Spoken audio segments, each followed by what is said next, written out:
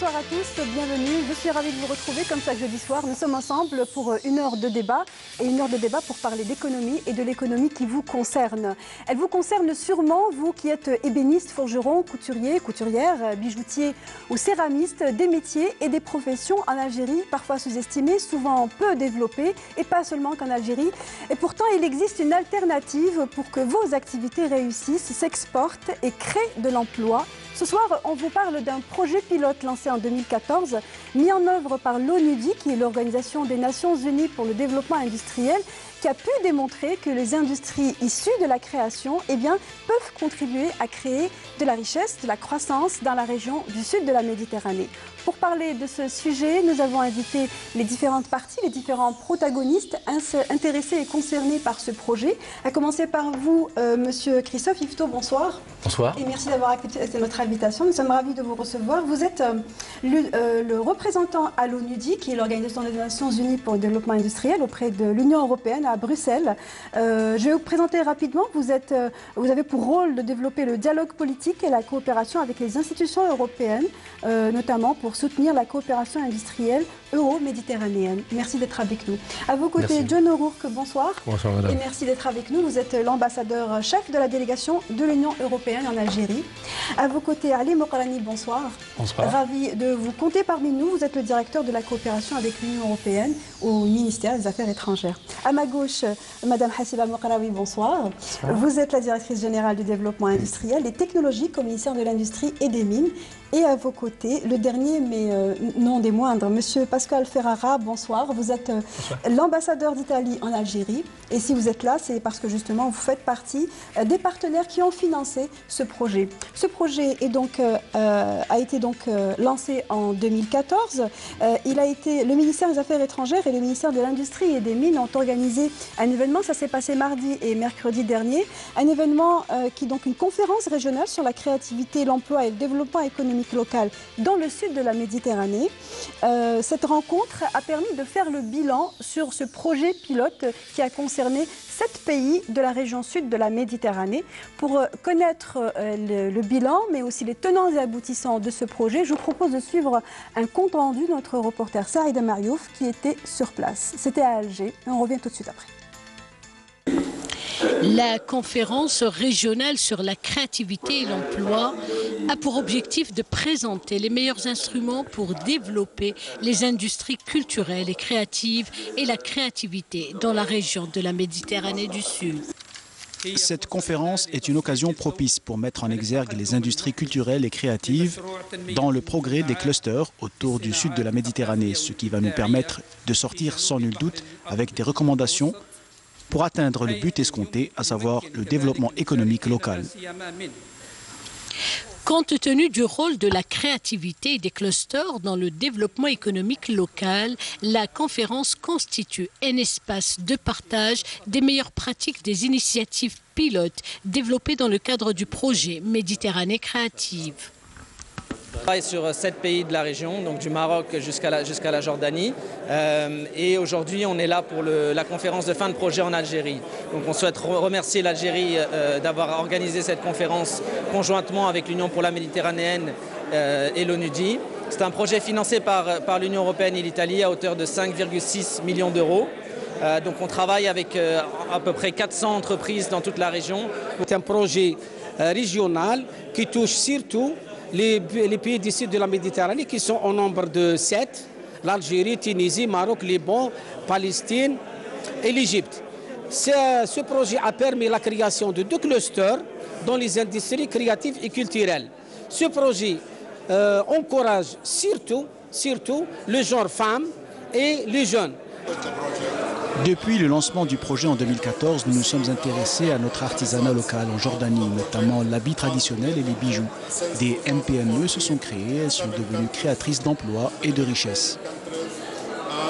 Les clusters comme moteur d'innovation, de croissance et d'internationalisation des PME, l'intégration économique des femmes grâce aux industries créatives, le partenariat euro-méditerranéen pour l'industrie, autant d'objectifs visés par la conférence régionale sur la créativité, l'emploi et le développement économique local au sud de la Méditerranée.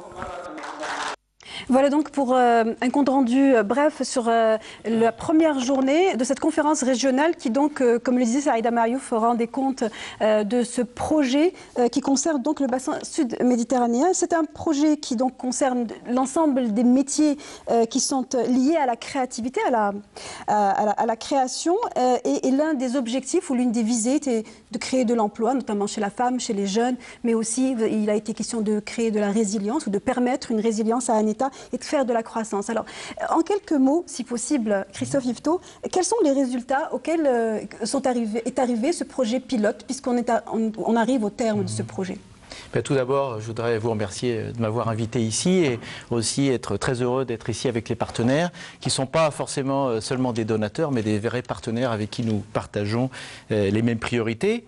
Ce projet a permis de faire la lumière sur beaucoup de richesses qui existent dans la Méditerranée. Il y a beaucoup de jeunes, il y a beaucoup d'activités qui reposent sur des activités traditionnelles et que si on y prend garde, risquent peu à peu de disparaître ou en tout cas de ne pas réaliser leur plein potentiel.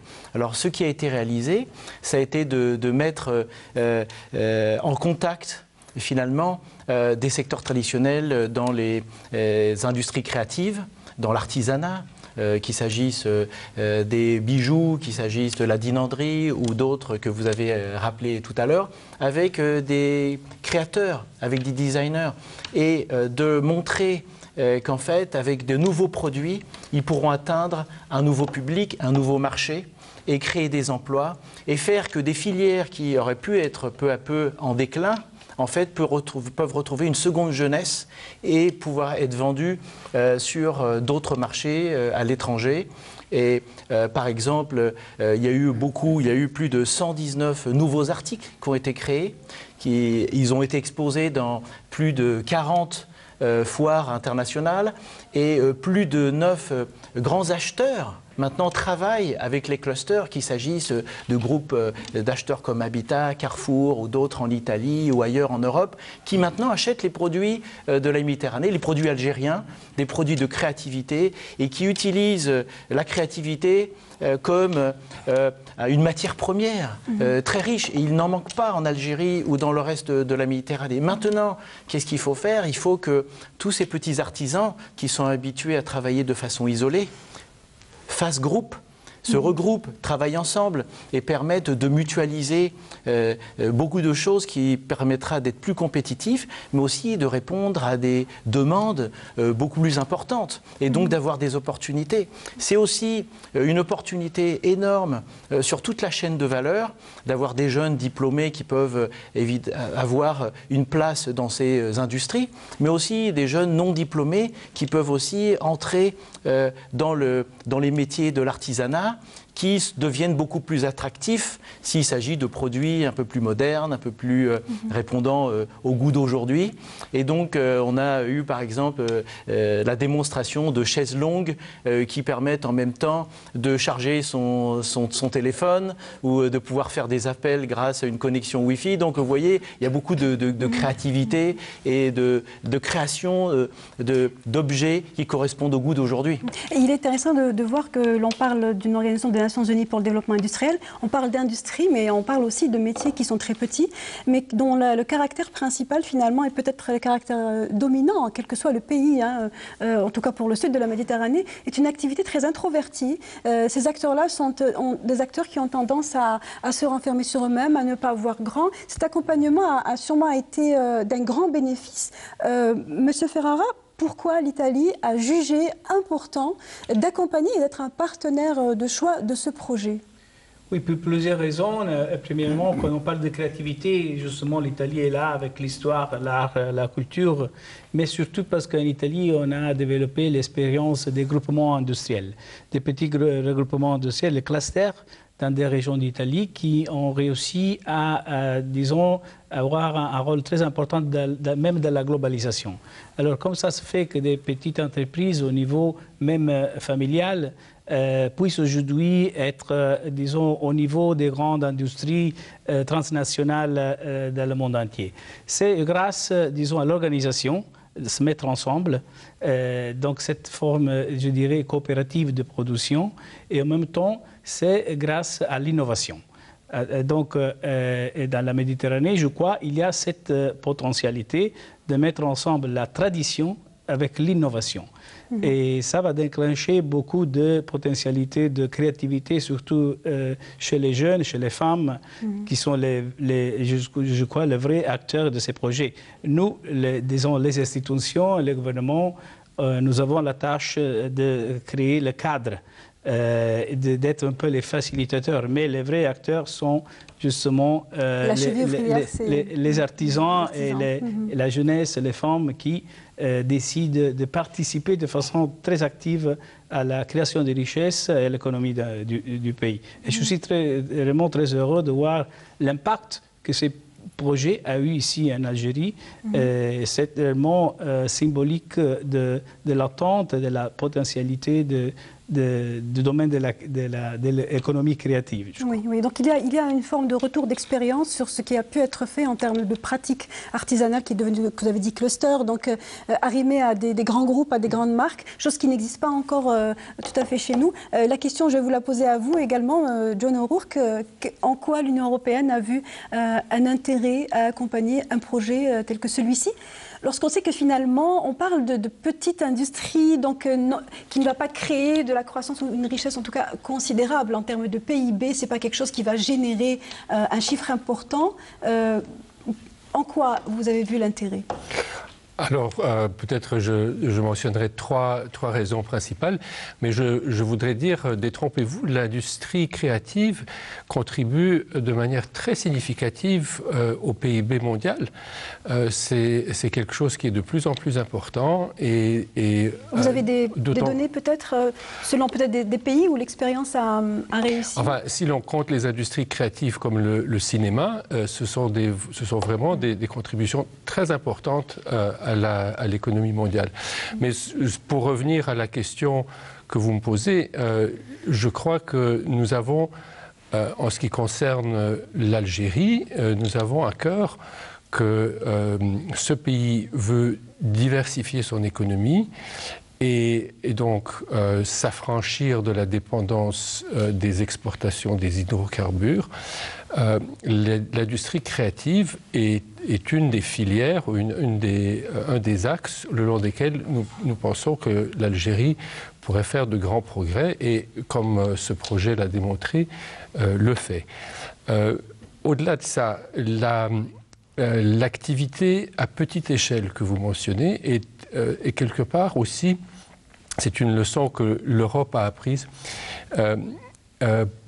et elle peut contribuer au développement régional, c'est-à-dire l'activation des communautés à une échelle locale, qui est très bénéfique pour la vie économique et même, je dirais plus largement, la vie sociale d'un pays, puisque elle atteint les gens là où ils vivent et les aide à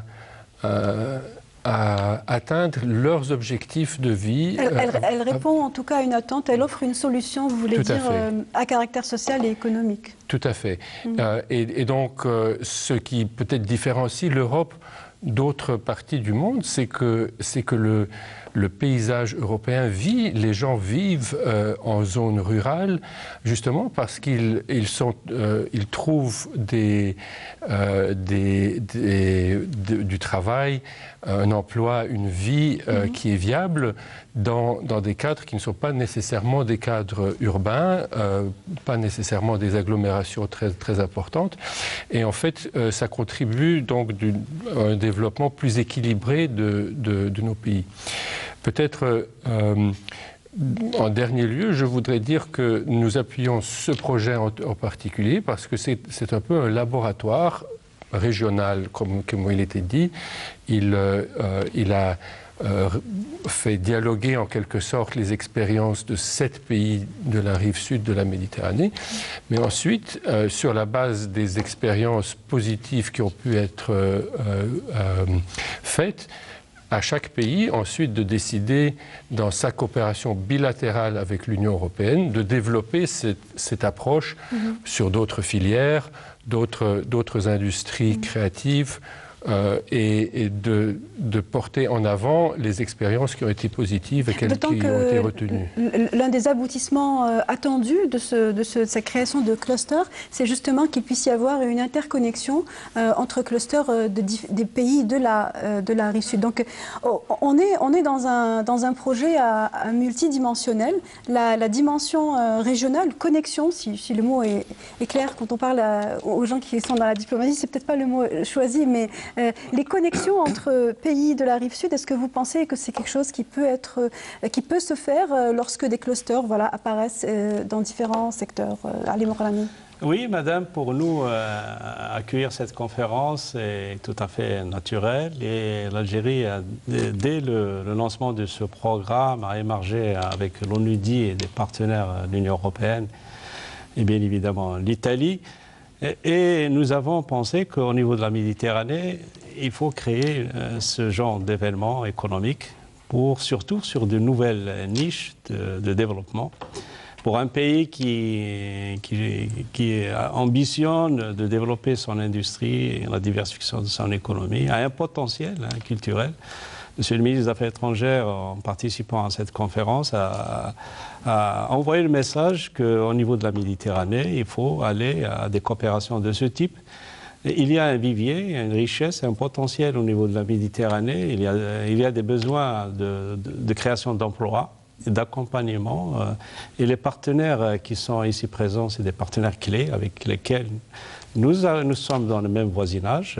Nous sommes engagés pour développer des coopérations mutuellement bénéfiques et on associe à chaque fois que c'est nécessaire et c'est utile un partenaire de l'envergure d'une institution qui dispose d'une expertise en la matière, l'ONUDI. D'où donc notre attachement à développer ce programme, à le développer, parce qu'il y a une demande intérieure très très forte. Il y a des attentes et en face, on a un marché de 500 millions de consommateurs de l'Union européenne.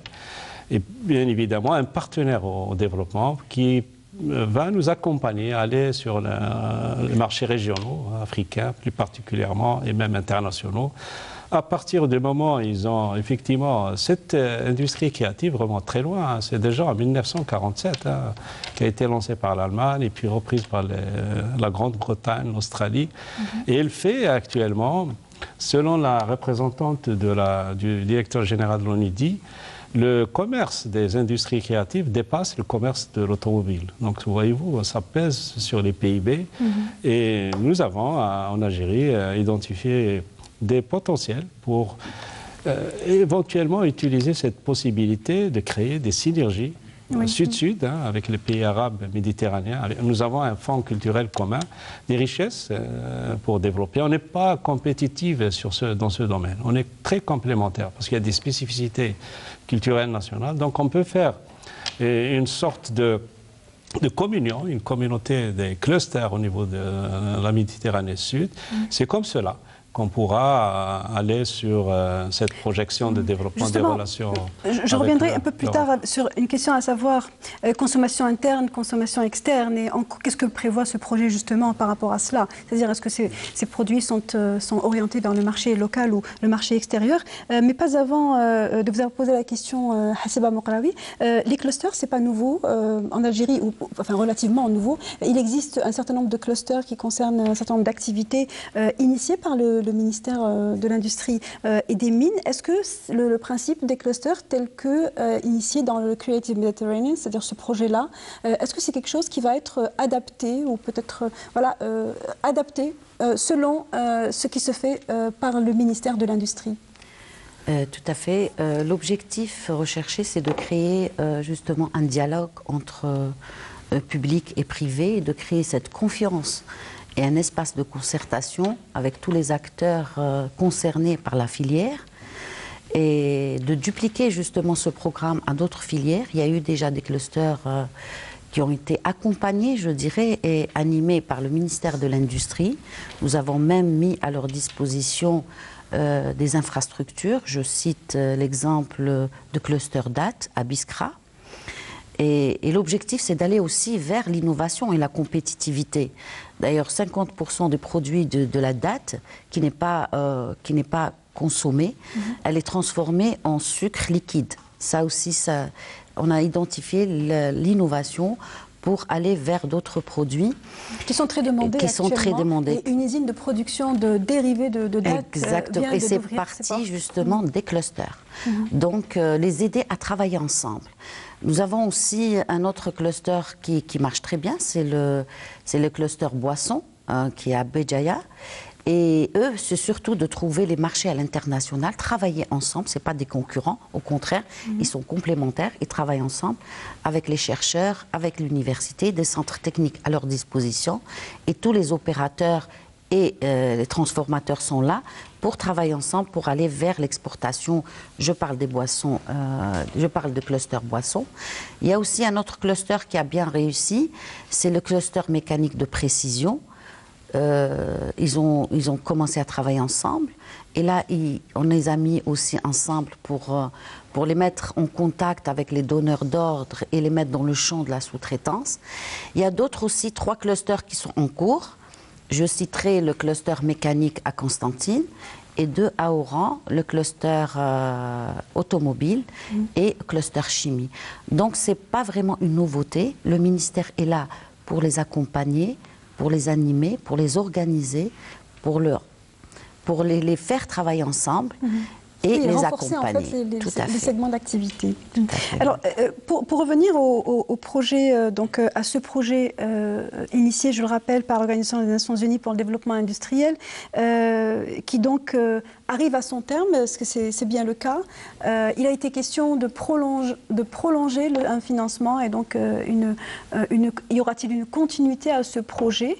Est-ce que c'est le cas déjà, Monsieur Yvetot? Je laisserai peut-être les annonces aux partenaires.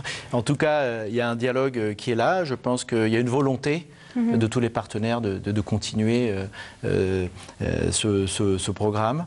Je pense que c'est très important d'avoir pu travailler ensemble et pour remettre la lumière sur ce que ce type d'approche peut apporter, parce que les entrepreneurs souvent sont un peu isolés et il faut créer un écosystème d'innovation.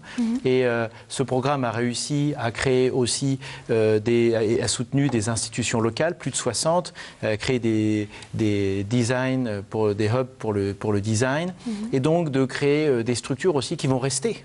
Quels sont les secteurs d'activité qui ont le plus réussi, qui ont le plus donné justement en termes de hub, en termes de participation aux foires, en termes de création d'emplois? Quels sont ces segments d'activité? Il y a un peu de tout. Ce serait un peu difficile d'en extraire quelques-uns. Je sais que par exemple la dinanderie, l'orfèvrerie et d'autres, chacun a pris, je dirais, a eu des succès.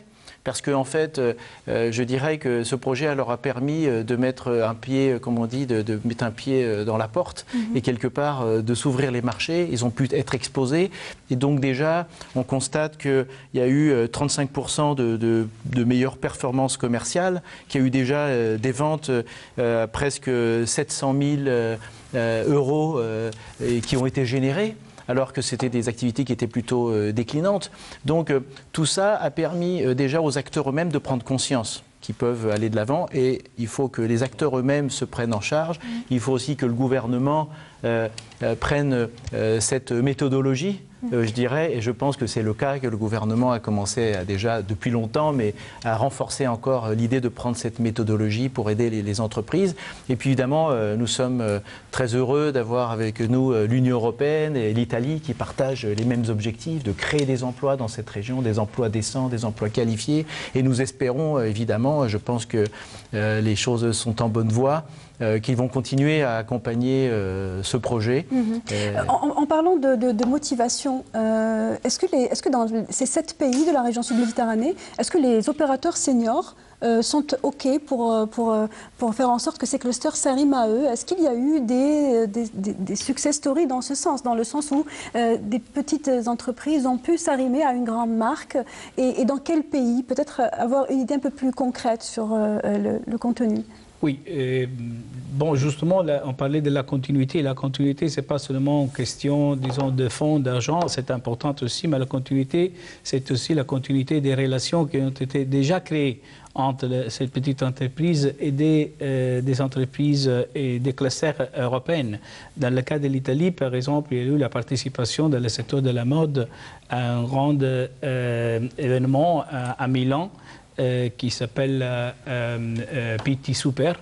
Et il y a d'autres entreprises au niveau de Rome pour la distribution des produits d'artisanat. Donc il y a eu un impact, mais surtout au niveau des connexions directes avec les entreprises. Et je crois que ça c'est la vraie continuité. C'est l'accès au marché européen et c'est l'accès à des secteurs qui sont jusqu'à présent ne sont pas très exploités du point de vue, disons, de la présence des différents pays de la Méditerranée. Est-ce que le projet a prévu un accompagnement justement pour permettre à ces entreprises de s'externaliser vers le nord de la Méditerranée, justement ? Exactement, c'est ça, parce que je crois que, comme on voit ici, il a déjà mentionné dans le processus de diversification de l'économie, la dimension des partenariats au niveau des productions est très importante. Mais c'est vrai, la même chose aussi pour la présence des pays, disons, de la rive sud de Méditerranée en Europe. Ce n'est pas seulement l'exportation des produits, c'est quelque chose, mais donner en continuité, disons, aux relations entre les différentes entreprises au niveau de création de partenariats, des collaborations qui continuent dans le temps. L'expérience que nous avons eue en Italie est très positive de ce point de vue et je crois que c'est vraiment la bonne direction. Mais je voudrais ici, au-delà, disons, des chiffres et des données, réellement mentionner l'enthousiasme qu'on a trouvé partout. Donc l'adhésion enthousiaste des jeunes, des femmes qui se sont engagées, qui ont produit, disons, des créations tout à fait nouvelles. Et donc ça démontre qu'il faut une petite chose, peut-être un petit effort pour déclencher toutes les potentialités. Si les gens qui nous regardent se disent, j'imagine que certains se le disent, nous on n'a jamais entendu parler de ce projet, à quel moment est-ce que ces gens dont vous parlez ont pu être au courant, ont pu donc être mis au courant et donc être enthousiastes? Je ne sais pas comment ça s'est passé. Est-ce que c'est possible d'avoir une idée? Peut-être monsieur, oui. C'est-à-dire qu'il y a eu beaucoup d'opérations de communication. Malheureusement, ça passe pas toujours en heure de grande écoute, comme nous avons la chance ce soir de passer. Mais il y a eu beaucoup dans chaque pays, beaucoup d'événements. Beaucoup d'événements aussi lors des grandes foires, les plus grandes foires en Europe. Ces entreprises ont pu être exposées. Mais je pourrais vous donner tous les chiffres. Plus de 120 articles, des reportages TV et radio, des milliers de personnes qui ont été touchées. Malheureusement, on n'arrive pas toujours à toucher tout le monde. Mais je pense qu'elles peuvent, en tout cas, beaucoup ont un smartphone aujourd'hui et beaucoup peuvent se rendre sur le site de l'ONUDI ou de ce site qui s'appelle donc Creative Mediterranean. Et là, il y a un site web qui détaille toutes les activités, toutes les actions, comment se connecter aussi, comment en faire partie, comment participer. Le tout étant d'être intéressé et motivé. Ali Mokrami? Oui, pour nous, bien évidemment, la diplomatie au service du développement économique national. Nous avons, à travers ce programme, par exemple, eu un impact direct. C'est Mme Mokraoui de l'industrie, est là pour le témoigner, la création d'une école des métiers à Batna, avec 2 millions d'euros. Ça va pérenniser la filière et l'activité. Et également, bien évidemment, la reconnaissance du label de la dinonderie de Constantine.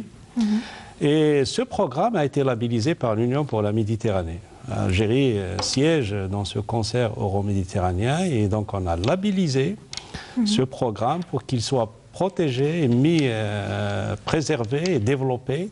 Et d'où donc cette coopération avec l'Italie qui a une expertise et qui a développé des capacités en la matière. Donc c'est très important d'avoir une coopération avec nos amis italiens, mais également avec l'appui de l'Union européenne qui a développé l'Europe créative, parce qu'il y a la coopération bilatérale et régionale. Les deux sont complémentaires et nous, Algérie, on voudrait s'insérer dans ce développement régional en intégrant toute filière qui puisse créer de l'emploi, créer des richesses, développer des capacités à l'export. Or, bien évidemment, les domaines classiques traditionnels, à savoir pour l'Algérie, sa force de frappe, l'énergie. Donc, il y a, selon ce qu'on a constaté au niveau de la conférence, une adhésion totale des porteurs de projets. Il y a une demande d'ailleurs, et nous remercions les partenaires d'avoir accepté de proroger ce programme. Il y a également un vivier, puisque l'Algérie, depuis de nombreuses années, s'est engagée dans une politique de création de micro-entreprises via des opérations de soutien, là, telles que l'ANSEJ, la CNAC et l'ANGEM. Pour ce qui est de ces projets qui ont donné en Algérie, alors il faut préciser que ce sont deux activités, la dinanderie et le bijou, c'est bien ça? Quelle est la portée, notamment en termes de création d'emplois? Est-ce que vous avez une idée, Hassan Mokrawi? Mais vraiment, c'est l'objectif, c'est d'arriver à vraiment à créer surtout un dynamisme au niveau territorial. C'est ça l'objectif. Et ça a permis de voir, et aussi, c'est d'aller aussi vers d'autres filières qui vont... on a eu la présence de beaucoup d'autres présidents de clusters, dans mécanique, etc. Donc ça leur a donné envie d'aller, vraiment d'aller de l'avant. Et en termes d'emploi, je ne peux pas donner un chiffre malheureusement, mais ça a créé vraiment de la compétitivité, de l'innovation et vraiment un dynamisme au niveau territorial. Et ça, c'est très important. Lorsqu'on parle d'emploi dans ce type d'activité, est-ce que ce sont des emplois pérennes? Voilà, alors ça c'est une question qui est très importante, c'est la pérennité de ces actions. Et de l'activité aussi. Et si je peux me référer à l'expérience européenne, c'est que il faut plusieurs éléments. En fait, il faut penser d'une manière stratégique à tous les facteurs de production et s'assurer que tous sont mis en place. Sinon une activité à laquelle est donnée une impulsion, même si elle est porteuse, peut dessécher. Donc, il faut penser à l'industrie ou l'activité structurante. En l'occurrence, ici, nous parlons de certaines industries créatives, mais ça pourrait être également d'autres. Il y a une filière structurante. Autour de ça, il faut s'assurer que les autres facteurs de production sont disponibles. L'infrastructure, l'adéquation de la formation au marché de l'emploi local, l'accès au capital, puisque ces entreprises auront parfois besoin pour se développer, auront besoin d'avoir l'accès de financement. Et donc, tous ces facteurs de production doivent être assurés pour que le tout prenne et se développe. Et c'est peut-être ça le grand enjeu que nous essayons de promouvoir d'ailleurs avec plusieurs programmes qui vont sous l'étiquette de développement régional ou de dynamisation territoriale. C'est exactement cela, de s'assurer que tous ces éléments sont mis en place et de manière coordonnée. Nous n'appuyons pas une quantité de micro-initiatives, nous appuyons des initiatives qui ont des synergies, qui impulsent les unes les autres. Voilà. Et c'est ça un peu l'expérience européenne qui a été positive justement quand ça a décollé. Et nous avons également des expériences négatives où nous avons construit des éléphants blancs, des grandes infrastructures qui n'ont rien donné parce que nous n'avions pas pensé derrière cela. Eh bien, d'où viendra la force ouvrière? Est-ce que la force ouvrière sera adéquate aux besoins? Est-ce qu'il y aura un marché pour le produit qui est fabriqué, etc. Est-ce qu'il y aura de la sous-traitance? Donc voilà, cette approche qui regarde la totalité des besoins est, me semble-t-il, très importante et c'est ce que nous essayons de transférer via notre coopération. Donc, si on comprend bien, ce sont des études qui sont vraiment particulières, qui sont personnalisées, si on peut dire, hein, selon le pays, selon l'activité et selon la région dans laquelle il évolue. Donc, ce sont des indices qui sont particuliers. Est-ce que vous intégrez l'indice du climat des affaires, qui lui est un indice qui est étudié selon des critères qui sont propres à la Banque mondiale? Est-ce que c'est un paramètre qui vous a aidé ou qui vous a orienté dans votre travail sur ce projet dans les pays de la rive sud? Oui, tout à fait. Lorsque nous engageons ce type d'activité, évidemment, nous sommes aux côtés des entrepreneurs, donc nous avons aussi leurs doléances. Ils nous expliquent quels sont les obstacles qu'ils rencontrent, etc. Donc les obstacles peuvent être tout à fait de l'environnement législatif ou financier, mais ils peuvent être, comme Monsieur l'ambassadeur de l'Union européenne l'a rappelé, aussi des obstacles très pratiques d'infrastructures, d'accès à des talents, d'accès au financement. Et donc tout ça est évidemment très important. Est-ce que c'est quelque chose qui est récurrent lorsqu'on parle de ces 7 pays de la rive sud méditerranéenne? Chacun, je ne pense pas qu'il y ait un pays qui soit parfait au monde, ni ailleurs, ni dans la Méditerranée. Mais en tout cas, nous utilisons certainement la lumière qui est faite sur ces obstacles pour pouvoir avoir un dialogue aussi avec le gouvernement et puis attirer l'attention des décideurs pour pouvoir permettre de mettre en place un cadre beaucoup plus favorable donc, aux investissements aussi. Et donc, on constate quand même, parce que c'est important, vous parliez d'emploi, c'est l'impact que ces activités ont sur l'emploi, parce que pour une activité générée dans l'industrie, vous en avez 3 ou 4 ou plus qui sont générées dans les autres secteurs, qu'il s'agisse le transport, l'assurance, la communication et d'autres, ou d'autres secteurs comme le commerce, l'hôtellerie, le tourisme. Et donc, à chaque fois que vous développez un emploi industriel, vous développez 3 ou 4 emplois par ailleurs, et dans les industries créatives particulièrement, pour chaque euro qui est généré, vous avez 1,7 € qui est généré dans d'autres secteurs. Donc le potentiel est énorme, sachant qu'on parle sur la Méditerranée d'un marché de 100 milliards d'euros et que ce marché va être en croissance de 6% par an. Donc vous imaginez le potentiel qu'il y a. Vous parliez tout à l'heure aussi de l'échelle. Ça semble des activités à petite échelle. Mais en réunissant en cluster plusieurs producteurs, des producteurs qui n'auraient pas été visibles pour les acheteurs deviennent visibles. Parce que si d'un coup ils peuvent délivrer au lieu de quelques dizaines de pièces, ils arrivent à en délivrer des quelques milliers, centaines ou milliers, du coup les acheteurs sont intéressés. Les acheteurs ne peuvent pas avoir des contrats avec de multiples petits producteurs. Par contre, ils peuvent faire des grosses commandes à un cluster et les acheteurs sont intéressés par quoi? Ils veulent une qualité égale, constante dans le temps, ils veulent aussi des quantités et un prix raisonnable. Si vous travaillez sur ces 3 composantes, vous avez de grandes chances que les acheteurs soient intéressés par les pays de la Méditerranée. J'ai nommé tout à l'heure quelques grands acheteurs, des grands supermarchés européens qui ont déjà des contrats. On est ici en Algérie, je crois que c'est avec Habitat, il y a des contrats déjà où régulièrement Habitat achète donc auprès des clusters qui ont été identifiés. Donc on parle de choses concrètes. Et ça lui permet de rénover ou de donner un souffle nouveau à ses collections. Le paramètre tourisme, attractivité touristique, parmi ces 7 pays de la rive sud méditerranéenne, il y en a qui sont très bons en tourisme, puis il y en a qui sont pas du tout bons, on va dire, pour être gentil. Est-ce que c'est un paramètre qui a pu être bloquant dans la création de ces clusters de l'industrie créative? Pour moi, personnellement, je crois que le développement de cette industrie créative va apporter beaucoup de valeur ajoutée au territoire en tant que tel. Parce que c'est justement le fait que c'est une activité qui est enracinée dans les territoires.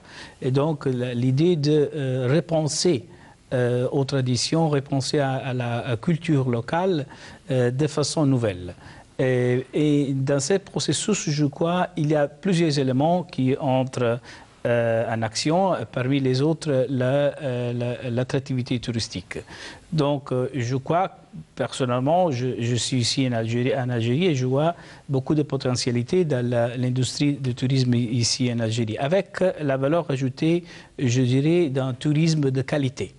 Donc, en lieu d'un tourisme de masse, nécessairement, on peut penser en Algérie à un tourisme qui vise des secteurs très particuliers, donc qui sont liés au territoire, qui sont liés aux traditions, qui sont liés aux différentes cultures de ces pays, qui sont liés à des vestiges historiques, archéologiques et tout ça. Donc, je crois qu'il y a l'ensemble des choses qu'il faut considérer. Et en plus, il y a ces relations avec les territoires amènent d'autres éléments. Ce n'est pas seulement, disons, le fait de produire des objets d'artisanat. L'expérience que nous avons eue en Italie, par exemple, dans le secteur de la joaillerie, ce n'est pas seulement la spécialité des artistes qui font des créations, mais il y a des écoles. Donc, c'est toute, disons, l'économie, c'est toute la connaissance qui tourne autour, disons, de cette entreprise. Qui génère de nouveaux produits, qui génère une industrie différente. Donc, comme vous avez dit, l'impact sur l'occupation, on ne peut pas le calculer parce que quand on déclenche le projet, et ça, c'était, je crois, le but du programme, c'est de déclencher un processus qui va mener à d'autres étapes qui vont être accompagnées à un parti par les partenaires internationaux. Mais en même temps, je vois la volonté du gouvernement algérien d'accompagner, de créer les conditions, de donner continuité et, je dirais, profondeur à cette expérience. Hassiba Mokraoui, à propos de l'activité ou l'attractivité touristique, est-ce que c'est quelque chose qui peut être visé pour ce qui est de l'Algérie dans sa participation ou dans sa présence dans ce projet? Tout à fait, parce que être ensemble, c'est automatiquement, ça va toujours de l'avant. Donc le touristique, d'ailleurs, on a profité de l'occasion de cette conférence pour faire une exposition vente et de présenter quelques produits algériens, donc pour faire connaître notre artisanat. Donc c'est une occasion en marge de la conférence. Ça a été vraiment une réussite. Donc il faut communiquer sur ça et surtout travailler ensemble, parce que c'est cette chaîne de valeur qu'il faut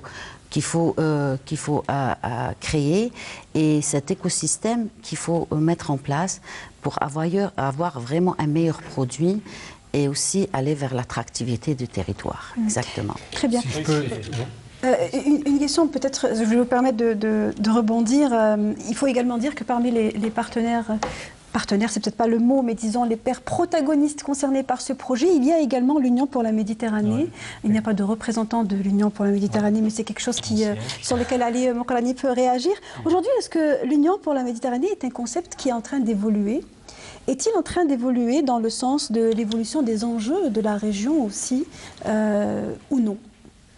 Oui, l'Union pour la Méditerranée évolue selon un mandat qui lui a été attribué par les chefs d'État, les chefs du gouvernement en 2008, et qui s'oriente sur la coopération régionale. Donc jusqu'à présent, elle a labellisé 52 projets. Il a également essayé d'identifier des projets qui ont une valeur de 5 milliards d'euros. Mais après, on cherche bien évidemment des partenaires pour nous accompagner, c'est-à-dire l'Union européenne et d'autres partenaires internationaux. Il reste que tout à fait, c'est un consensus que l'Union pour la Méditerranée ne peut prendre de l'ampleur et que c'est une plateforme utile et nécessaire pour le dialogue. Tant qu'on n'a pas encore trouvé une solution politique à la question du Moyen-Orient, c'est-à-dire le conflit palestinien. Mais entre-temps, il faut travailler. Et d'où d'ailleurs donc ce programme qui est créativité en Méditerranée, parce qu'il est facile à monter et toutes les conditions sont là. Et d'ailleurs, au niveau national, c'est un programme intersectoriel. Et il va au-delà de l'industrie, il touche la culture, il touche le ministère de la formation professionnelle parce qu'il y a des métiers, il touche le ministère du tourisme et de l'artisanat. Et d'ailleurs, dans ce cadre, il y a une semaine, on a dialogué avec le partenaire européen Bruxelles, dans le cadre d'un comité sur la créativité, que l'Union européenne, qui est à l'écoute, va soutenir le ministère de la Culture qui va lancer prochainement une législation qui va permettre aux artistes, aux artisans algériens, aux créateurs d'être autonomes, de créer des richesses, d'être une véritable industrie, une véritable économie, Donc, et la dernière remarque, c'est cette conférence nous a permis d'avoir qu'au niveau des 7 pays méditerranéens, ça a été ce programme un déclic pour avoir des stratégies nationales de développement. Peu de pays en disposent. Donc ça a permis donc une prise de conscience que les gouvernements sont appelés à lancer des stratégies nationales de développement des clusters destinés à l'industrie créative parce qu'ils créent de la richesse, ils pérennisent l'activité, ils attirent la jeunesse, les jeunes, d'où d'ailleurs le choix des jeunes et des femmes, parce que c'est là où le potentiel, un vivier qui est la cible en Méditerranée, et il y a un potentiel, un patrimoine culturel qui permet l'éclosion de cette filière créative, nouvelle. Je termine par également, il y a un besoin qui a été développé par les opérateurs, c'est que il faut que les partenaires, l'Union européenne, l'Italie, d'autres, l'ONU bien évidemment, accompagnent ces pays-là vers les marchés internationaux. Donc là, pas énormément de grands moyens à mettre en place. Maintenant, avec les nouvelles technologies, le e-commerce est un outil. Donc la mise en relation online de ces porteurs de projets, ça peut contribuer à développer, à valoriser. Il y a le rôle des médias. On avait suggéré en tant qu'Algérie que les télévisions publiques des partenaires puissent faire des reportages sur des artisans, sur des créateurs. Comme ça, on passe les messages au niveau des... La télévision le fait, elle le fait régulièrement. Non, j'ai des partenaires, des télévisions partenaires d'Europe, je parle. Oui, pour ce qui est de l'Algérie, je disais, oui. Oui, c'est pour qu'on puisse faire passer ces créations, ces gens qui veulent maintenir cette activité, qui est une activité artisanale, mais qui se développe, qui intègre l'innovation technologique, pour qu'on puisse, au niveau des opinions publiques, et surtout là où il y a un pouvoir d'achat très important, au niveau des grands pays touristiques, puisse permettre justement des demandes, de capter justement ce potentiel qui est là au niveau de la rive sud méditerranéenne. Et c'est entre autres là l'une parmi les attentes de l'État algérien vis-à-vis de l'Union européenne qui consiste à dire qu'il y a dans le cadre de cet échange un certain nombre de choses qui peuvent être bénéfiques pour l'Algérie lorsqu'on parle d'équilibre. John O'Rourke, peut-être une réaction par rapport à cette peut-être redéfinition, peut-être ou bien état en attente de l'Union pour la Méditerranée? Pour l'Union pour la Méditerranée, je pense que je ne peux rien ajouter, je ne peux que concourir avec ce que M. Mokrani a dit. Je reviendrai sur ce dont on parlait, ces questions de synergie, où je pense que vous avez évoqué effectivement un bel exemple de la synergie entre les industries créatives que sont l'artisanat et le tourisme, parce que l'un entraîne l'autre, c'est-à-dire les touristes viennent et ils sont attirés finalement par différentes choses, mais c'est quelque part, on peut dire, par la beauté du paysage où ils se trouvent, mais également la beauté des choses qu'ils voient. Et donc, le tourisme est attiré par l'artisanat, les industries créatives artisanales. Et de même, l'artisanat vit très largement du tourisme, et c'est un peu le défi qu'a relevé l'ONUDI, c'est que dans les dernières années, suite au contexte sécuritaire qui s'est développé en Méditerranée, je dois dire hélas des deux côtés de la Méditerranée, mais la fréquentation touristique sur la rive sud est en baisse, et ceci fait que les industries créatives en pâtissent, et donc aller vers l'exportation est un réflexe naturel pour pallier cette situation, mais à terme, je pense que le tourisme va de pair avec toutes ces industries, et voilà, et je pense que leur bon développement simultané sera la solution. Oui, c'est effectivement un contexte, on va dire, international qui impacte de manière directe une activité industrielle. Je souhaiterais revenir sur, il nous reste encore juste quelques minutes, revenir sur vos propos, Ali Mokrani. Vous parliez d'aide, de financement, d'appui, d'accompagnement de l'Union européenne. Et je rappelle que parmi les thématiques qui font l'actualité lorsqu'on parle de l'Algérie et de l'accord d'association avec l'Union européenne, un accord portant évaluation de l'accord, puisqu'il a été évalué, étudié par les deux parties en mars dernier. Il avait pour objectif centré les intérêts des deux parties sur un rééquilibrage entre l'Union européenne et l'Algérie avec entre autres décisions, en tout cas divulguées à la presse, l'octroi de 40 millions d'euros pour l'aide et l'appui, l'accompagnement de 3 projets qui portent notamment sur le domaine des finances et celui des énergies renouvelables. Est-ce que, à l'issue de cet appui qui n'est pas le premier, est-ce que l'on tend vers un rééquilibrage entre l'Algérie et l'Union européenne dans le cadre de cet accord ? Oui, monsieur l'ambassadeur de l'Union européenne et monsieur l'ambassadeur d'Italie sont tout à fait d'accord avec nous qu'il va falloir donner des ambitions à cette densification des relations entre l'Algérie et l'Europe. Il y a des éléments objectifs qui font qu'on doit travailler ensemble, et bien évidemment la géographie, l'histoire, la culture, mais également une volonté commune d'aller de l'avant. Il y a un potentiel, il y a des avantages comparatifs. Donc cette évaluation qui a été faite conjointement avec le partenaire européen a identifié un certain nombre de mesures que nous sommes en train de prendre. Et nous avons identifié également 5 priorités et une priorité principale, et ça concerne l'économie, donc la dimension économique, parce que pour nous, on est partenaire stratégique à l'Union européenne dans le domaine de l'énergie, également dans la stabilité de toute la région subsaharienne et en Afrique. Mais nous voulons développer notre relation économique diversifiée pour rééquilibrer un tant soit peu la symétrie ou bien les échanges avec l'Europe.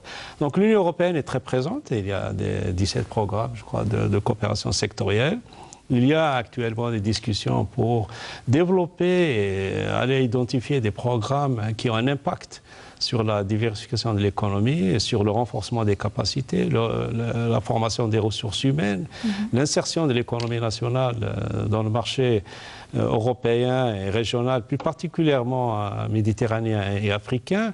Tout ceci fait l'objet d'une feuille de route, que d'ailleurs le 6 décembre prochain, on va encore faire une réunion d'évaluation sur, maintenant on n'est plus dans l'évaluation, on est dans l'approche opérationnelle, de mettre en place des mécanismes, des politiques, de travailler, élargir la gamme, puisque l'Union européenne travaille sur la base de la demande, elle est à l'écoute. Donc on est en train d'identifier les intérêts prioritaires algériens, à savoir que le nouveau modèle de croissance est une opportunité. Le plan d'action du gouvernement, les priorités, un cadre législatif, il y a des organes qui se réunissent tous les jours.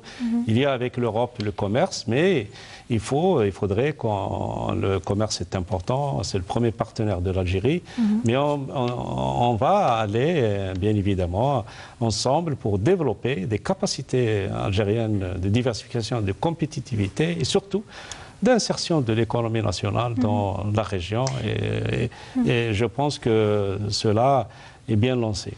John O'Rourke, dans quelle mesure l'Union européenne peut-elle appuyer, accompagner dans les projets qui ont pu être sélectionnés l'Algérie ? On a déjà parlé largement. Tout à fait, je pense que l'Union européenne a quelque chose à apporter, son expérience et voilà, sur tous ces aspects du développement économique, parce que nous avons une expérience assez variée, 28 pays les États membres, les États qui sont en train de se préparer aussi à l'adhésion. Et donc, nous avons cette expérience à partager. Ce que je voudrais dire, c'est que nous ne devrions pas confondre ce que nous pouvons apporter et ce que ça devrait déclencher. Parce que je pense que in fine, ce sont les flux d'investissements privés qui vont venir en Algérie, qui apporteront le vrai essor de l'économie. Nous n'allons pas tirer l'économie rien que par les budgets de coopération. Ce qui est important, c'est que ces budgets de coopération servent à créer de la croissance, à créer les conditions qui vont permettre à ce déclenchement de la croissance. Oui. Donc nous sommes conscients de cela, et ce sont des fonds qui peuvent être utilisés comme catalyseurs des changements économiques qui doivent s'opérer. Oui. Une question simple, peut-être, et directe. On parle du démantèlement tarifaire total qui arrive. On a déjà eu une prolongation. Est-ce que le démantèlement tarifaire total qui devrait arriver à échéance en 2020 peut être remis en question? Je ne pense pas. Nous, eu égard, je précise ma question, eu égard des conditions et de la situation financière de crise que vit l'Algérie. L'Algérie respecte sa signature internationale. C'est un accord qui nous a liés et qui nous lie avec le partenaire européen. Et à l'intérieur de l'accord, il y a des dispositions qui permettent, à chaque fois qu'il y a une situation de difficulté, de faire face à cette difficulté de manière conjointe. Donc, cette approche de zone de libre-échange, nous, on s'y souscrit, mais bien évidemment avec un accompagnement substantiel pour la diversification du tissu industriel, la compétitivité. Et ce que fait l'Algérie actuellement au niveau national, c'est que de remettre l'entreprise au centre de développement économique participe justement dans cette trajectoire. Une fois, bien évidemment, on aura l'afflux important et une masse critique des investissements européens productifs, je pense qu'on aura les capacités d'aller vers cette zone de libre-échange, mais c'est un objectif, et cet objectif est soumis à certaines règles, à certaines conditions et à ce dialogue permanent avec le partenaire pour créer un espace de faciliter l'environnement aux entreprises, parce qu'en Algérie également, Madame du ministère de l'Industrie, c'est l'entreprise qui doit être le moteur de développement, entreprise publique et privée. D'où d'ailleurs ces projections de partenariat public-privé avec des étrangers également. Dans la sphère, je parle de la sphère industrielle. Une dernière question, puisqu'il nous reste pratiquement plus de temps pour vous, John O'Rourke. Est-ce qu'il y a peut-être des éléments, peut-être un travail qui est en train de se profiler puisqu'actuellement l'Algérie arrive à un moment nodal ou important pour elle, c'est-à-dire la révision, plutôt la reconduction de ses contrats gaziers. L'Algérie est le troisième fournisseur de l'Europe en gaz. Nous sommes un partenaire privilégié en termes d'exportation de gaz pour l'Europe. Est-ce que l'Union européenne est en mesure de peser de son poids, je pèse mes mots, afin que l'Algérie puisse avoir un meilleur accès au marché traditionnel pour elle, européen? Alors, je ne sais pas ce que vous voulez dire par un meilleur accès, parce que nous sommes en train de bâtir une union énergétique en Europe, et l'Algérie a un excellent accès à ce marché. Donc je pense qu'il n'y a pas d'entrave, même infrastructurelle. Je pense que les infrastructures sont excellentes. Par ailleurs, ce marché s'est beaucoup fluidifié, donc l'accès n'est pas un problème, et je dirais que l'Algérie a également été toujours un partenaire très fiable, un fournisseur très fiable. Là où je pense qu'il y a un enjeu, c'est de promouvoir l'économie de l'énergie en interne, l'utilisation plus efficace de l'énergie en Algérie, ce qui donnerait des marges supplémentaires à exporter vers ce marché dont vous parlez là. Effectivement, il y a du travail à faire, éventuellement une substitution par des énergies renouvelables. Tout ceci, nous accompagnons également avec des programmes pour accompagner l'Algérie dans cet effort qu'elle a décidé de suivre. pour des raisons économiques, également pour des raisons écologiques, puisque dans le cadre des accords sur le changement climatique, nous sommes tenus également par des et l'Algérie est partie prenante de ces accords et œuvre vers cet objectif également. Donc je pense que là-dessus, il n'y a aucune divergence, aucun son de cloche différent entre nous et l'Algérie.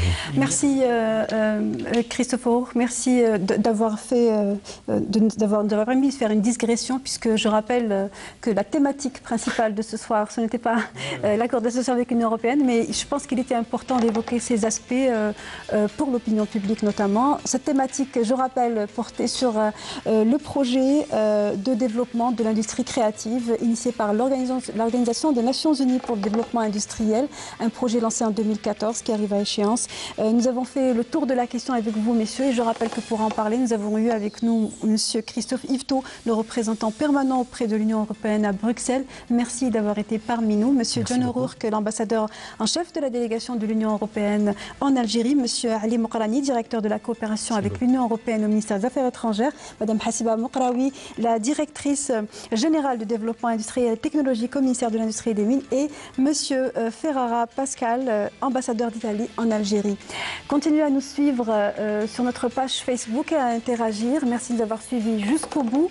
La semaine prochaine, on ne se verra pas, puisque la semaine prochaine, ce sera une journée de devoir national, ce sera journée de vote. On se retrouvera donc le jeudi d'après. Très bonne soirée à tous.